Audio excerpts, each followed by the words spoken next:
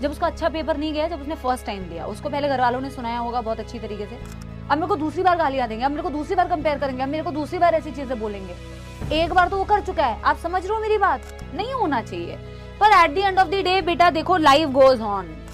फिर से बच्चे पेपर देंगे, फिर ये सारी चीजें पीछे छूट जाएंगी। मुझे नहीं पता, मैंने ये बात ना अभी तक बोली भी नहीं कहीं, लेकिन आप लोगों की क्लास में मैं बता रही हूँ, उस बच्चे का पेपर जिसका अच्छा पेपर नहीं गया था, जब उसका अच्छा पेपर नहीं गया, जब उसने फर्स्ट टाइम दिया, उसको पहले घर वालों ने सुनाया होगा बहुत अच्छी तरीके से कि यार तेरा नहीं हुआ, तूने ये कर दिया।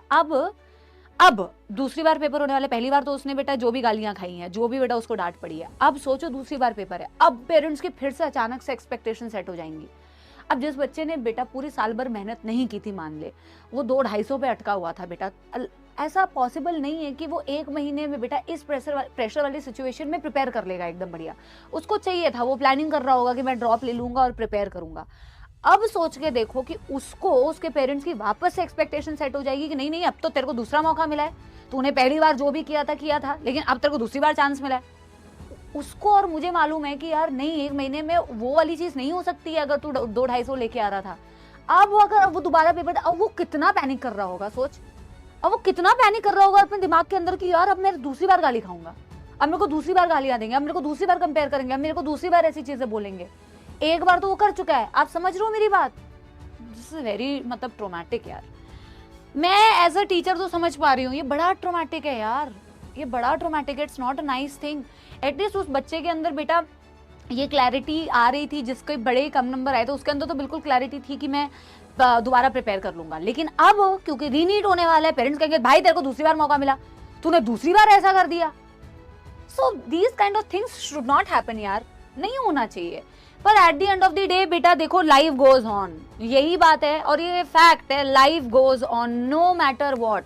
आपने ये सुना भी होगा बेटा, जीवन में जब ऐसा बहुत बार ऐसी सिचुएशंस होती हैं बेटा, ऐसी टफ सिचुएशंस आती है यार, इंसान, आप सोचो बेटा आपके लाइफ में कोई बहुत क्लोज्ड वन है ना, आपके लिए मैंने रैंडमली आप सोचो, है ना, आज है कल बंदा नहीं है, 2 दिन हम उसके बारे में सोचते हैं, कोई बहुत अपना भी होता है, फिर बेटा चौथे दिन से जिंदगी वापस से ट्रैक पे आ ही जाती है और लानी पड़ती है, जिंदगी चलती रहती है नो मैटर व्हाट। जब इतनी बड़ी बड़ी चीजें आपके जीवन में होती हैं, इस सिचुएशन में भी बेटा जीवन आगे बढ़ेगा, चीजें आगे बढ़ेंगी, एग्जाम फिर से होगा, फिर से बच्चे पेपर देंगे, फिर ये सारी चीजें पीछे छूट जाएंगी।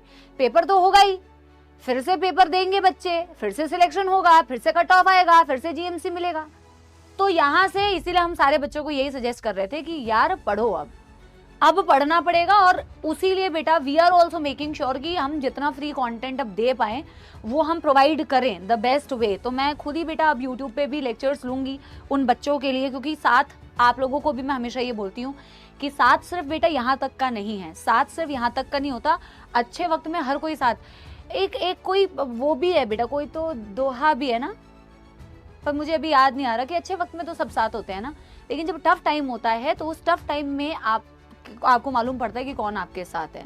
तो आपके टफ टाइम में इट इज आवर रिस्पॉन्सिबिलिटी यार, no matter what is going on, but it is our responsibility that we are there with you all and we can do जो भी हमसे बन पड़ेगा, the best possible thing that we will do. But आप अपने लिए tension मत लीजिए, ठीक है, आप पढ़ाई कीजिए। जो मैंने बोला ना बेटा, at the end of the day everything will go on, आपका सिलेबस आगे बढ़ना चाहिए, आपका नीट तो फिक्स है कि होने ही वाला है, तो क्या आप शुरू करें सपोलो, ठीक है। Yes everybody.